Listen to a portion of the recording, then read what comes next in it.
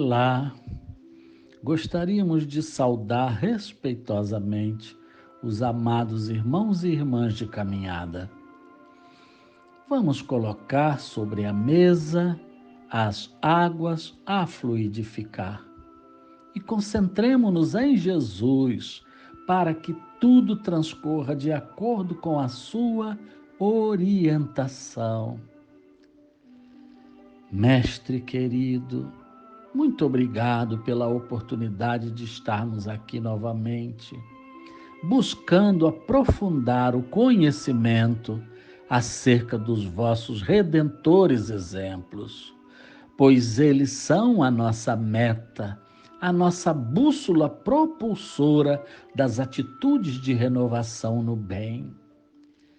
Que nossas almas sejam realimentadas pela fé e pela esperança a cada dia, para que nos transformemos em humildes servidores da vossa inspiração, em favor daqueles que estejam mais necessitados à nossa volta, e também em favor do fortalecimento do nosso próprio equilíbrio. Que a vossa misericórdia ressoe eternamente nas consciências de todos, como consolação e incentivo para seguir adiante, sem fixações pessimistas, nesse momento de transição planetária, onde muitos estão totalmente desarvorados. E que não nos esqueçamos de que o mecanismo da prece nos abre portas para um contato direto convosco. Humildemente pedimos a vossa autorização para iniciar a nossa reunião. Que assim seja. Passemos agora à nossa leitura do Evangelho.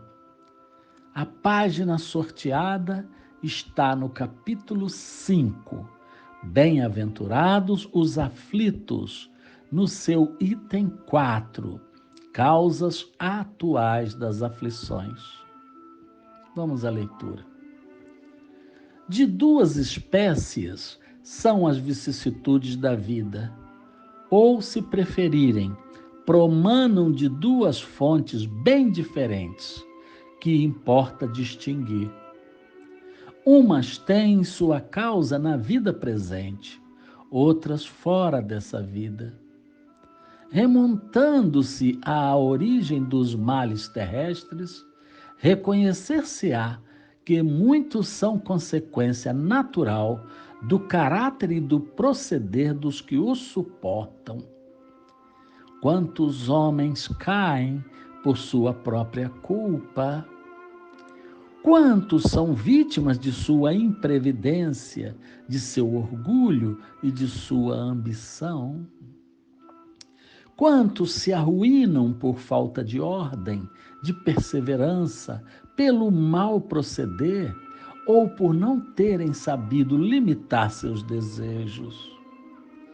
Quantas uniões desgraçadas, porque resultaram de interesses ou de vaidade, nas quais o coração não tomou parte alguma. Quantas dissensões e funestas disputas se teriam evitado com um pouco de moderação e menos suscetibilidade. Quantas doenças e enfermidades decorrem da intemperança e dos excessos de todo gênero. Quantos pais são infelizes com seus filhos, porque não lhes combateram desde o princípio as más tendências? Por fraqueza ou por indiferença, deixaram que neles se desenvolvessem os germens do orgulho, do egoísmo e da tola vaidade, que produzem a secura do coração. Depois, mais tarde, quando colhem o que semearam, admiram-se e se afligem da falta de deferência com que são tratados e da ingratidão deles. Interroguem friamente suas consciências, todos os que são feridos no coração. remontem passo a passo à origem dos males que os torturam e verifiquem se, as mais das vezes, não poderão dizer: se eu houvesse feito ou deixado de fazer tal coisa, não estaria em semelhante condição. A quem então há de o homem responsabilizar por todas essas aflições, senão a si mesmo? O homem, pois, em grande número de casos, é o causador de seus próprios infortúnios, mas em vez de reconhecê-los, acha mais simples, menos humilhante para a sua vaidade acusar a sorte, a providência, a má fortuna, a má estrela, ao passo que a má estrela é apenas a sua incúria. O homem evitará as vicissitudes quando trabalhar por se melhorar moralmente, tanto quanto intelectualmente. Lida essa página, passemos às nossas humildes observações adicionais. O texto de hoje é muito claro e conclusivo. As causas das nossas dores estão diretamente relacionadas ao nosso próprio comportamento. É muito fácil, meus irmãos, atribuirmos levianamente a eventos externos as causas das nossas dificuldades. Não consigo ser feliz por causa do marido, da esposa, dos filhos, do trabalho, da vizinhança, etc. Essas justificativas criam um autoconsolo enganoso que impede que nos avaliemos com imparcialidade e maior profundidade. Repetindo um jargão que é sempre oportuno lembrar, se nada acontece por acaso, nós somos submetidos exatamente ao que necessitamos para a correção positiva de nossas vidas. Mas alguns poderão se perguntar: mas que tamanho de mal eu fiz para merecer uma vida tão sofrida, tão difícil, que me impulsiona ao desânimo e à desesperança? Temos atribuído parte das nossas dificuldades a atos incompatíveis com a divina lei no passado. Mas nem sempre esse passado é tão distante quanto imaginamos.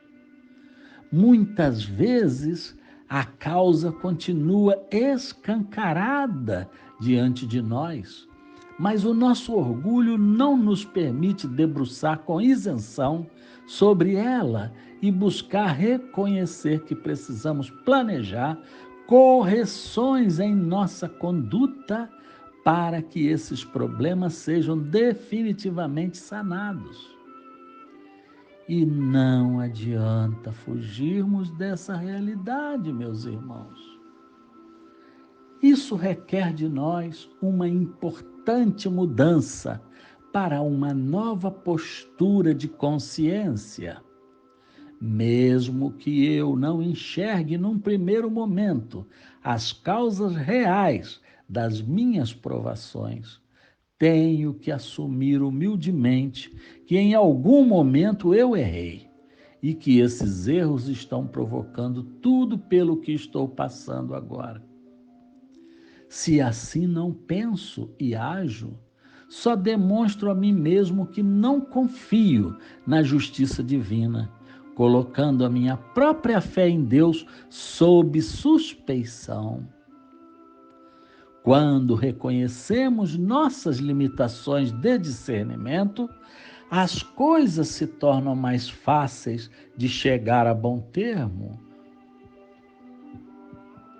É comum que só reconheçamos a justiça das provações bem mais tarde, à medida em que progredimos moralmente, quando as verdades absolutas começam a ser melhor interpretadas por nós.